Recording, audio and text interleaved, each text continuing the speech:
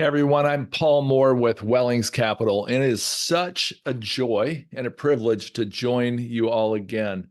I really appreciate the left field investors community and appreciate all the founders and all of you investors. And there has been such an outpouring of interest in this preferred equity space that we thought we would take a deeper dive. Just a little history.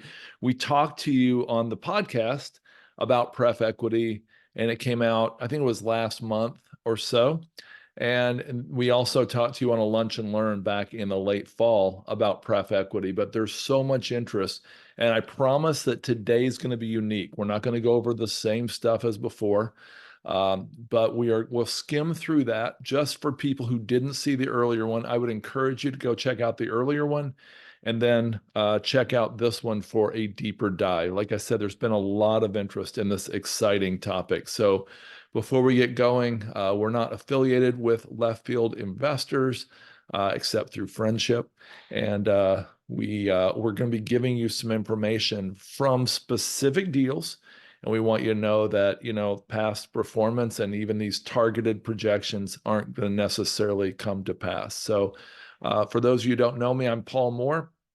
I've written 3 books on real estate investing, and the most recent was Storing Up Profits, about self-storage. The earlier one was about multifamily investing. I'm prouder about the fact that I've been married for 36 years and got 4 amazing kids. So I'm the co-founder of a company called Wellings Capital. We invest in self-storage, mobile home parks, RV parks, light industrial, multifamily, of course. And our favorite place to invest in multifamily these days is in preferred equity. So you've probably heard about preferred equity. Preferred equity, this is from September, but it's still my favorite headline. Preferred equity is pouring into multifamily. And it's still true now. In January 2024, about 4 months later, we are still seeing amazing opportunities in the space. And so we want to tell you a little bit more about it. As a reminder for those who haven't seen this before, pref equity sits where mezzanine debt would in the middle of the capital stack. Some people call it gap financing, and it fills the gap between debt, which is running tighter or lower LTV often these days, and equity, which is sometimes not coming in as much. It's filling that gap in the middle. This one is just an example showing 15% in the middle. So we've talked before about this, so I'm going to skim through it. Pref equity is compelling because, like debt, it has cash flow from day one. Like equity, it has some future upside, though it's limited. We have a lot more management control rights. It's compelling right now because lenders have tightened up, equity has slowed down, and there's incredible opportunities. I can honestly say 16 to 18% coupon rates in the $1 to $7 million check size, which very few people play in that window. Now, when interest rates drop again, we think this opportunity will lessen and eventually be over. And so the chance to get, 15 to 20% returns, I said 16 to 18 here, those are probably going to be gone except for very, very risky deals, an area we don't play in. We will talk about why we don't play in that space at some point. We talked before about why individuals can't effectively do this on their own. I will say, if you're interested in pref equity and you don't want to be part of a fund, but you want to just be in a pref equity deal, hang around because we might have opportunities to talk about that later. We talked before about the preferred equity terms and definitions. We will be covering some of these as we go today, but just a few that are interesting, recognition rights, major decision control rights on the right side, forced sale provisions. These are opportunities for us to negotiate some terms that you wouldn't ever imagine getting as a common equity holder. It sounds a little bit more like debt in some ways. Coupon rate, we're going to talk about, that's the total return. The MOIC floor is the multiple on invested capital. That's the minimum we're going to get back from these, if these deals go as planned. Promote participation. That means we might be able to, in some cases, be part of the upside. So recently, an investor asked us this. This was before one of our webinars, and he said, I can see why you're excited about this. Why is the sponsor interested in giving you preferred equity on these terms? If they couldn't fill that part of the capital structure with more debt, why not just raise more equity instead of giving you sweetheart preferred terms? And that's important. So we want to answer that question. I'll tell you that, there's a lot of the folks who've even done really, really well have seen a tighter window on common equity right now. They're not getting as much common. And so again, back to our gap slide, a lot of them they really need to fill this gap. The lenders aren't loaning as much. The common equity people aren't investing as much, and they just need to fill that gap. And even really good sponsors are in this situation. So that's why. But I'm going to give you a very detailed overview. We didn't touch on this at all in the earlier webinar. So I'm going to tell you why. From a sponsor's perspective, they might accept the terms that we're talking about. So first of all, like I said, there's a gap in the capital stack. I already covered that pretty well. Secondly, it's a short-term solution that provides a long-term upside. Some of these operators are doing a 7, 10, maybe even a 12-year deal, and they need to get this closed or they won't have a deal at all. And a lot of the pref equity opportunities that we're talking about, they go 2 to 3 years. I mean, they could go longer, but most of them we have a 1-year deal. We have 2 and 3-year deals. And that means, think about this. The sponsor can take us out in, let's say, 2 or 3 years, or they can even take us out early. If interest rates drop, or if they have, if they can recapitalize with more common equity or more GP equity, then they can take us out. Now think about this. If the loan is 60% and the common equity is 25, like our example, we have a 15% slug. That means all the common equity owners have, and that will include the GP and the LPs, as we'll call them, they have 25% total. And we have this 15% slug. And let's say they take us out. So let's just talk about 2 scenarios where that could happen. Number one, we'll go over 3, in fact. Number one, the GP sells another deal. That's the sponsor or the operator. They sell another deal and they say, hey, I've got the, $3 million cash here. I'll just take these guys out. We'll take out Wellings Capital or whoever, and we'll buy that piece. And so the GP can do that. Now they ought to write that in their, in their PPM up front. But they can do that, and they can own that extra 15%, which could, effectively more than double their stake in some cases. Secondly, they can raise more equity from LPs. In other words, they may have LPs who sold out of a previous deal or just have millions of dollars sitting around. And they say, hey, I want a piece of this, and they can give them that piece. Or third, they can refinance. In theory, interest rates are going to go down, right? And when they go down, they could refinance and they get, let's say, a secondary loan, and that takes us out. And so let's say, again, the example is $3, $4, $5 million. They take us out. Guess what? All those LPs, which would include the GP and the LPs, they would now have not 25% in my example. They would grab our 15 and have 40% total. Huge, huge benefit for an operator. So they have some short-term pain, but they get potential long-term gain. Now, how do they do this? Well, they have to have confidence in the deal's value add potential and confidence in their own execution capabilities. And of course, we're not going to invest in pref equity unless they do. Now, this is less expensive than common equity in the long run because as a pref equity provider, I have a cap. It might be 17%. That might be, for example, 10% current pay and 7% upside. And that's compounded upside. And that's all, that's the most we'll get. Well, if the deal goes really well, and let's say it gets 25% returns, then they're 25% common equity folks, and includes the GP and LPs, they're going to get much more profit because we are capped, sort of like debt is used. So that in that way, it's less expensive for them. And it goes back to the previous point. They've got to be really confident in their value add strategy and their ability to pull it off. And I mean, similarly, it's accretive. It's going to make, for better returns if the return profile exceeds the pref equity coupon, which we covered. It also could increase the GP ownership, which I already covered. It also could increase the LP ownership.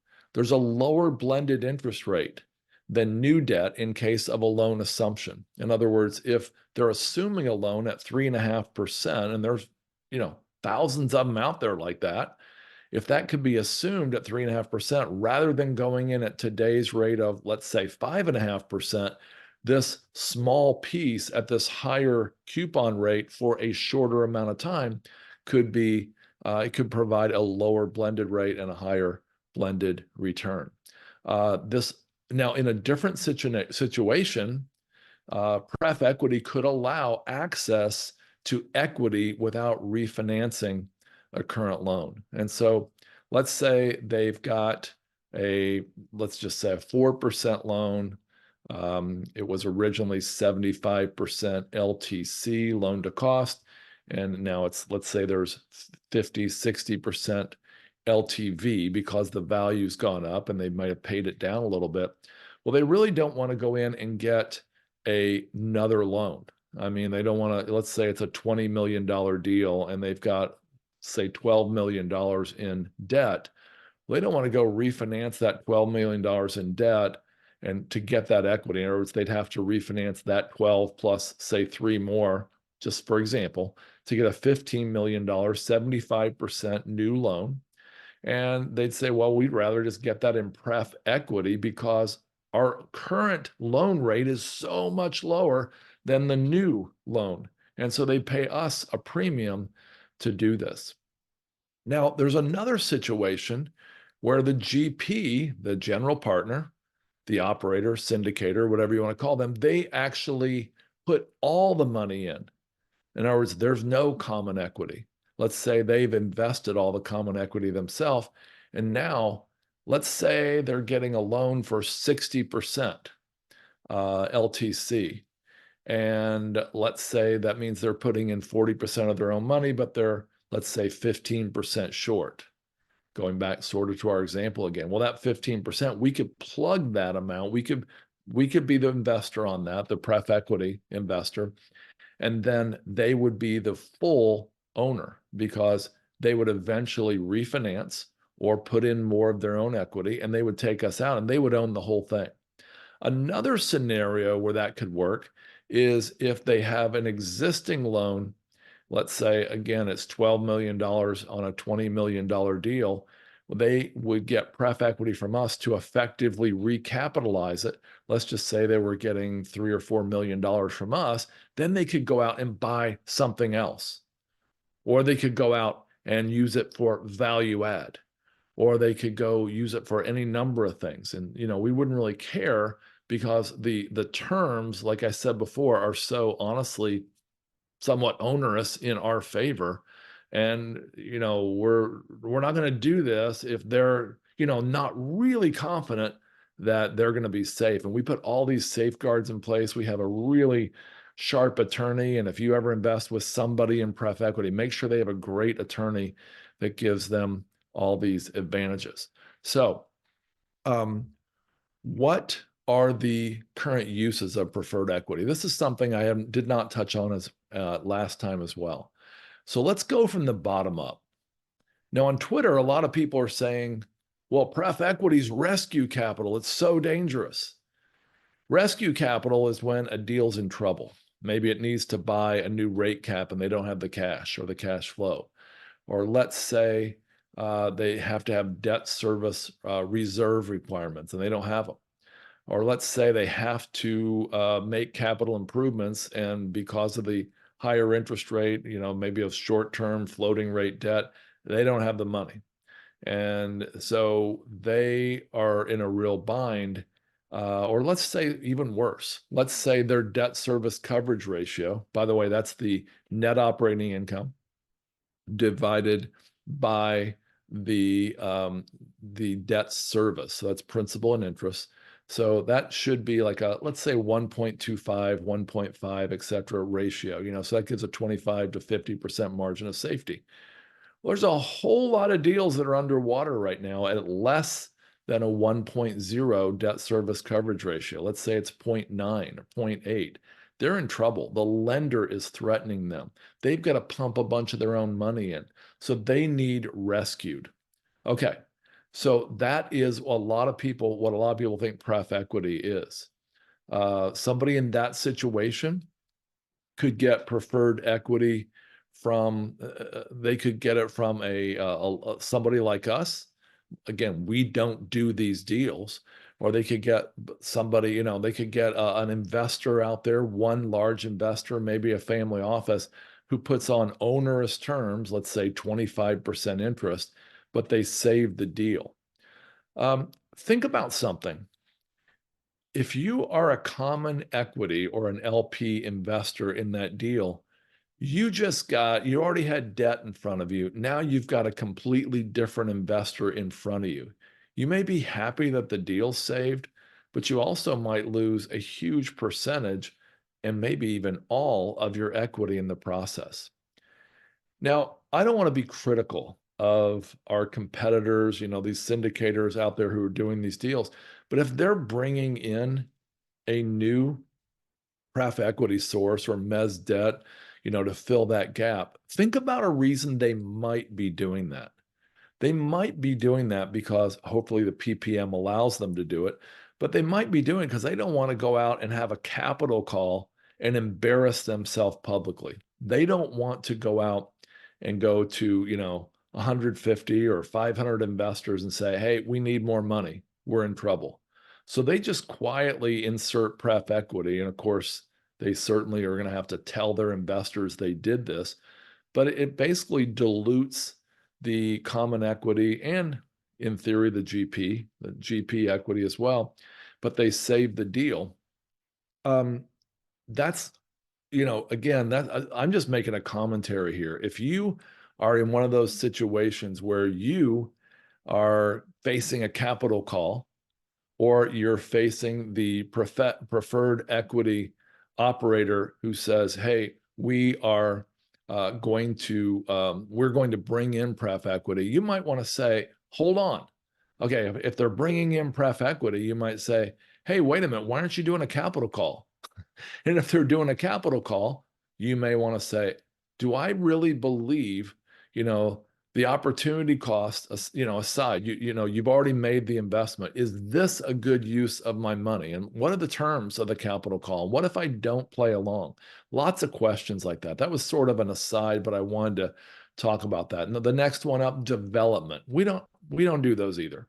Are they great? Sure, they're great for the developer, and they can be great for the pref equity provider.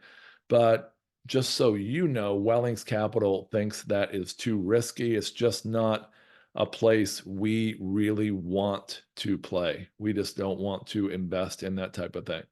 Recapitalization of existing property, we will do that. We've talked about that before. That's where, let's say there's 50% debt and 50%, let's say it's GP equity. And they say, hey, we'd like to really get $5 million out of this and put it somewhere else and use it, sort of like a home equity loan that you take after the fact. That's certainly something we would do. They've already got the property. It's lower risk. They already know the returns. They know, how it's operating and what their plans are to improve it. And so that's a pretty easy one. And then, of course, acquisition. Now, typically, we'd want these to be value add, because think about it. If you're doing a stabilized or a core acquisition project, probably not going to be enough upside to pay us for the pref equity. And so it's probably something where we really would expect that there would be a value add deal in the case of an acquisition. So hope that makes sense. Let's talk about a few preferred equity examples. Like we said before, these targeted returns may or may not come to pass. Now, what I'm going to do is fly through a few examples that we gave in the earlier webinar. So go out and check those out if you would.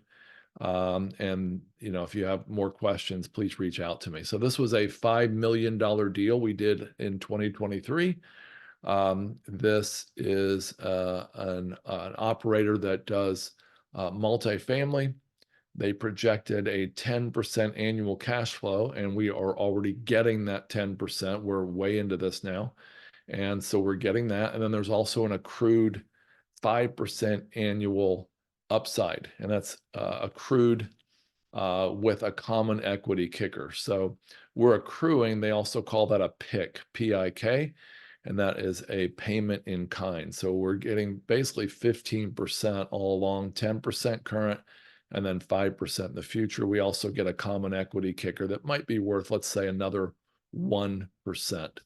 And this is that, these are some pictures of these properties that are in this portfolio. Another example of one we did, this one is a Fannie Mae loan assumption, and they're acquiring a loan that has 3.7%, 4 years of interest only remaining. It's got 17% total coupon. It's also got a MOIC floor of 1.3x, which basically means if they take us out early, and they're projecting to do that, that we would have a much better return, annualized return.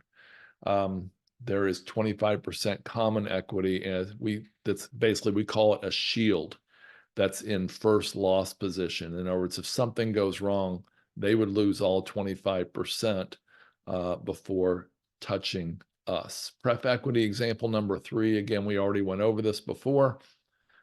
This one is really interesting because this property, this owner has all of the GP, all the common equity. Now they have debt, but they don't have any other investors. And so they were basically able to take a $5 million pref equity against their properties. They actually also signed a personal guarantee. They have $300 million net worth. You might wonder why they need this, but you know how things go. A lot of that money is tied up in deals, and they're paying us 15% right off the bat. Okay.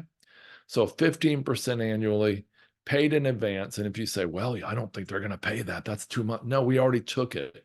We got it at closing. We also got a 2.38% origination fee at closing, and we basically forwarded them the net amount, net of the 2.38%, net of the 15% first year. And that's how much they got of that $5 million. They got the net of that. And so we've already been paid. Now that money is sitting in an account bearing about 5% interest right now. And then every month we draw down just that month's amount. That's how we decide we want to do it. So it's actually creating additional return sitting in that account that's currently paying around, 4.5% to 5%. So these are some of the apartments in, this investment. Now, this next one we haven't talked about before. So I'm going to go through this a little bit more slowly. First, we're going to talk about the operator. This operator has 5 deals in the Atlanta region. Of those 5, 2 have gone round trip. Just your normal IRRs, 14.3% internal rate of return on the first one, 2.36 multiple on invested capital, which is really good for investors, 15.4 on the second one, and 2.15 multiple. The operator focuses intensely on this market and this property type. Most of their other assets are similar vintage and construction type. They specialize in these Class C apartments and lower income tenants. They are extremely hands-on, and that's these are not coupon clippers. These are not set it and forget it. These are assets, that you'd want to have vertical integration, which they do. These are assets you want to give intense focus on, and they do. This operator does some other stuff that we really like. They actually have a community betterment program to assist tenants. They have, they've added education centers to their properties. They have relationships with local law enforcement. They have school backpack programs. They do significant capital improvements to make this a nicer place to live. And, we just really like this operator. We got to know them over several months of due diligence, and we're really excited to be in this investment at almost $4.1 million. I want to tell you about the terms, though. The 9% current pay plus 8% accruing and monthly compounding payment in kind. And so that's a total of 9 plus 8 or 17%. But it's better than that because since it's compounding, it's actually going to turn out to be higher than 8%, at least it should. But we also have a whole lot of money in reserves. We've got $355,000 in current pay reserves. That's basically the first year of reserves. And we're collecting, almost 5% interest on that. But we also have 2.55 million. That's a, huge percentage between those two numbers that we also held back for capital improvements. In other words, they're paying us, their 9% on it. They're compounding another 8%, and we're getting another 4.5 to 5% in T-bills. So that's pretty cool. And that's really good for our investors. We're projecting a 19.4% total IRR on this, including that interest in the cash sweep account. We're projecting a 1.62 multiple. I should say we're targeting, that's a better word, targeting 1.62 multiple over 36 months, which could be increased even more if they refinance us out early, okay? So that is the financial terms of this investment. But I really want to dive into some of the non-financial terms, some of the terms that just make people shake their heads. And I think you'll be really interested in this. So first of all, the current pay is senior to all other equity on distributions of cash flow after debt service. In other words, the lender comes first, of course. And after that, our current pay gets paid before anybody else gets anything, okay? The common equity people certainly don't get paid until after we do. The GP, we are senior to everything else. And what's really cool for us is the full return of capital and the accrued payment in kind, that accrued upside, gets paid from capital events, including return of capital, before the common equity. In other words, if the common equity was wiped out, heaven forbid, we wouldn't be touched at all. Even our profits wouldn't be touched. We would be completely made whole. And that's just something we negotiated. We also negotiated depreciation. And some people say, hold on, how can you negotiate depreciation? Doesn't it just go where it goes? No. Depreciation, the IRS gives a lot of latitude to where that can be delivered to. And so we're getting what's called pari passu, which means according to our ownership, our pro rata share, along with the common equity, we're getting the depreciation. What does that mean to investors? Well, that means to investors that we're getting paper losses. We're getting losses that would basically allow our investors to take have a negative number on their tax return, even if they were getting a positive number in their bank account. Most of you know that. We're also getting forced sale rights. And so a senior lender couldn't come in and foreclose and just wipe us out. If they foreclose, they might be able to take out all the common equity, and they could hurt us as well.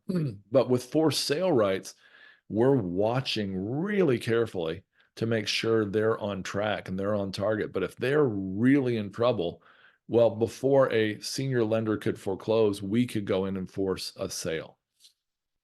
And like I said before, all common equity would be forfeited before the pref capital and the full return, the full ROI that we expect could be affected at all. So this is pretty powerful. It sounds a little bit like debt in that way, doesn't it? But it still gets depreciation. It still gets upside. This is why, some of the reasons we love preferred equity. We also have this holdback of capital improvements budget to be released in draws.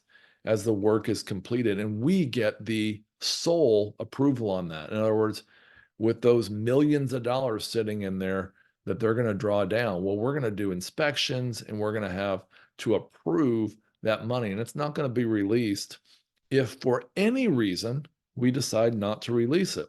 So they're putting a lot of trust in us because they're paying interest on that. And of course, we're planning to release it, assuming they do everything like they have on their other projects. And this is one of the reasons we do such intense due diligence. We go out to see the property in person. We see the other properties in person. We don't have technical management control rights because this is behind Fannie Mae. We should talk about that more in a minute. But because it's behind a Fannie Mae loan, there's no technical management control rights, but we have the budget approval process, like I just said. So that gives us the power of the purse. I mentioned Fannie Mae. Getting preferred equity approved behind Fannie Mae or Freddie Mac, which is called agency debt, is really tough. It would be almost impossible for most people to do this. But we and others are getting a reputation for getting these deals done. And when we do that, every time we do one, that's one more, and we can point to Fannie Mae and say, yeah, look, we've done this before, we're right on track, etc. Like other pref equity investments, these are effectively not available to individual investors. This is custom designed by and for the Wellings Real Estate Income Fund in this case. And so when you invest in pref equity, you're going to find, wherever that is, that it's custom designed. There's an attorney who put that together. The attorney on both sides, usually wrangle this out, negotiate these terms. And the good news for us is we don't have to do these deals and we can invest somewhere else. Often, somebody needing $3 or $4 million, this is 4.09, I believe, million, they're not going to have a lot of options. If they go halfway down the road with us and they start creating problems or saying they don't want to do a deal or they don't want to do those terms, well, we can walk away. But it's really hard for them to walk away, especially since there are so few folks out there who will invest in pref equity under these types of terms these days. Even though the returns are so high, it's just so hard for a big company to want to do such a relatively small loan. So like we said, this is in the Atlanta region. It's workforce housing. This is the property. That's one view. There's another view of the property, pretty common looking, but internally really nice. And in fact, they're going to be making major capital expense improvements to make these look even nicer. So I mentioned that we don't have to do deals. We don't need to do a deal. We don't need to get to closing. And in fact, there are many, many times we haven't gone to closing, and we'll show you a stat on that in a little bit. But this is one that was particularly painful that didn't close. This was a $5 million preferred equity investment in a mobile home park with over 300 lots. The founder has owned and operated commercial real estate for a very long time, since the 90s. The deal on this one is going to be 15% coupon, but 17% the first year, 17.5 because of the origination fee. And then the last year we get an additional 1.5%. So it was a really nice opportunity. Yours truly, I don't know if you recognize me with those, with that fish shirt and this, the sun in my eyes, but that's me. You can see the mobile homes behind me there were new. They were nice. They were just set up. This place had a waiting list of 30 some people. So every time they put a new home in, and you can see most of these homes down the street are pretty new. Every time they put a new one in, they had somebody, according to them, on the docket to buy it within 1 to 2 days. It was a very tight community. Most of them know each other. And all the contracting was done from within the community. But something went wrong. At closing, we had wired the money to the title company. and this really frustrates me, to be honest.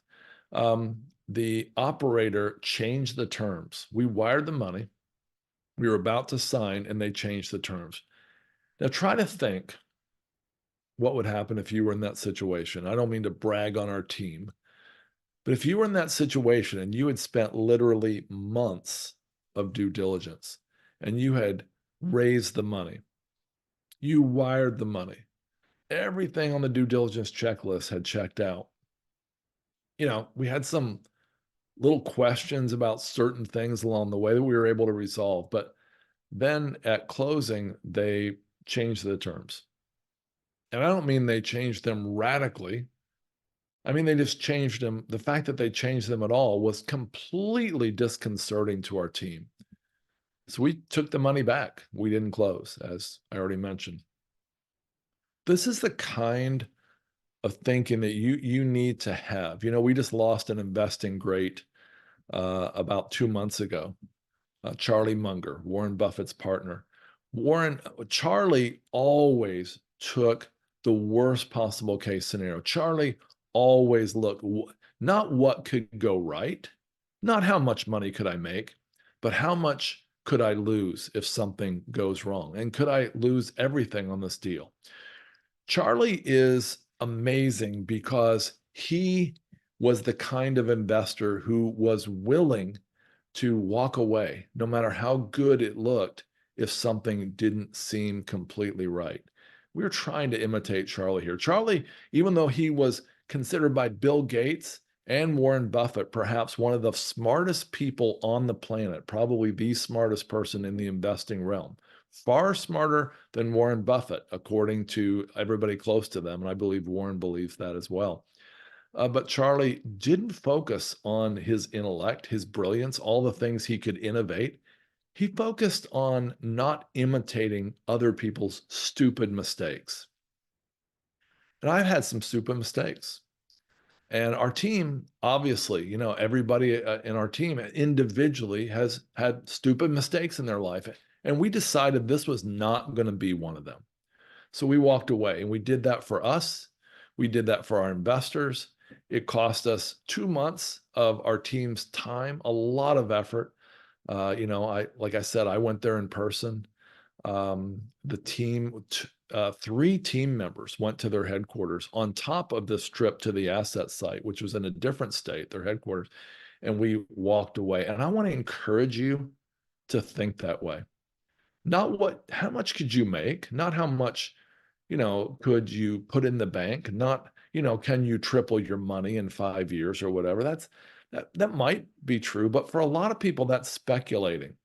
Investing is when your principal is generally safe and you've got a chance to make a return. Speculating is when your principal is not at all safe and you've got a chance to make a return. And I want to encourage you by saying this: look, lots and lots of money has been made by speculating, but those are the exceptions. It's better to be like Warren Buffett and follow the patterns. And what are the patterns of people on a wide scale, broad swath?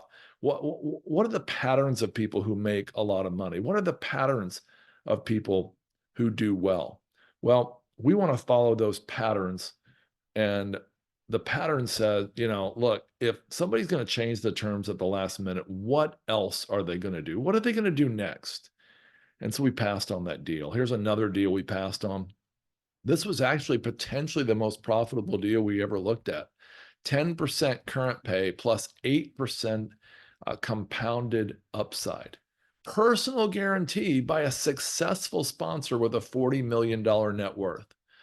Lots of good things about this property. We went and visited them in person.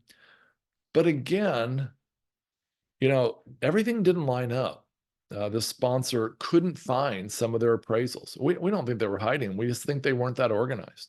They couldn't get us answers on a lot of the due diligence questions. And let me tell you, we have a lot of due diligence questions. They couldn't get us everything we wanted. And so, Warren Buffett said, the best investors say no a lot. The very best investors say no almost all the time. Here's a chart of our propensity to say no. We evaluated 247 investment opportunities in a 6-month period. We passed on 242 of them. I'm not saying that means you should invest with us, but here's what I'm really saying. I would ask yourself, do you have the courage to say no that often? Do you have the courage to, to say no, to say, I'm not going to do this? Because if you do, that's great. If you have the resources to do this type of due diligence, wonderful. That's wonderful. But it's likely that a lot of people who have jobs as IT professionals and doctors, dentists, or just enjoying your family and your retirement, you probably don't have the time to do that type of stuff. So this is why we love, and I mean love, left field investors. Because left field investors, they are helping people, not your typical investor who's going to go in and buy all these deals on the side, but they're helping people to invest passively. They're helping people learn to do due diligence. Did you know Left Field Investors now has a subgroup that is teaching people and walking them through all the processes of doing due diligence? If you don't know about that, you should check with them, okay? Email chad@leftfieldinvestors.com or check, with any of their team and learn more about that. So we love Left Field Investors. We want to encourage you to hang with them. We want to encourage you to learn to say no. We want to encourage you to have courage to walk away from a deal, no matter how much time or money you've already invested. By the way, you might think, well, we must have invested a lot of money in that mobile home park deal that went south. We actually didn't invest any money except the salaries of our team, because the operator pays for the NOI audit. The operator pays for all the hard costs of due diligence and all that. And that's another benefit of pref equity or being a lender in some cases. So I've got more to say, but before I do, I want to give you our contact information. If you want to reach out, if you want to get the definitions we talked about earlier in the webinar, you can go to wellingscapital.com/blog/preferred-equity-terms. Okay. You can also just reach out to us, get more information at wellingscapital.com/resources. You can get a lot of free stuff there. Special reports on mobile home park investing, self-storage, RV park investing, and more. Now, before I wrap up, I want to say something really serious. Some of you have heard this before, but I don't know how much you've heard about human trafficking, but the size of the issue is enormous. In fact, it's on a horrific scale. I met with Exodus Cry, the organization where I first heard about human trafficking through a 2012 film called Nefarious. And I said, look, I mean, if you take some really, really big company profits and add them up, it's less than the amount of human trafficking profit every year. And I used to use different companies in this example, but things change over time. So as of 2023, ExxonMobil, if you took their record gross profit ever and added it to Nike's record gross profit ever, and added it to Starbucks record gross profit, and General Motors record gross profit, if you added all those up, it would be way less than the annual profits derived from human trafficking. My friends, this is a serious situation, and it could happen to any of us. Imagine if that was your child. Imagine if it was mine. I just wanted to do something about it. The issue's huge, but there's a problem. The problem for us who want to get involved is, we don't really know, am I going to go on a SWAT team raid? Am I going to go, send money off to somebody I've never really vetted? So Wellings Capital treated this just like we do our other investments. We actually did thorough due diligence on some different operators. We found one that has anywhere between a 97 and 100% Charity Navigator score. It's 99 last I checked. It changes a lot over time as things change. But we donated a lot of our internal 2022 profits to AIM. I think we collectively donated a lot more in 2023. We haven't got that up here yet. That was the individuals in the group, including my own family. We've raised over $600,000 for AIM, and a lot of that was matched, matching money and matched also by AIM. But $600,000 since in the last 2.5 years. So we want to encourage you to check it out. Go to aimfree.org. You don't have to involve us at all unless you would really want to do that. This is outdated, and that's a shame that I didn't update this. We just raised a lot of money last year. So it went from 385,000 to about 600,000 in the last 6 months.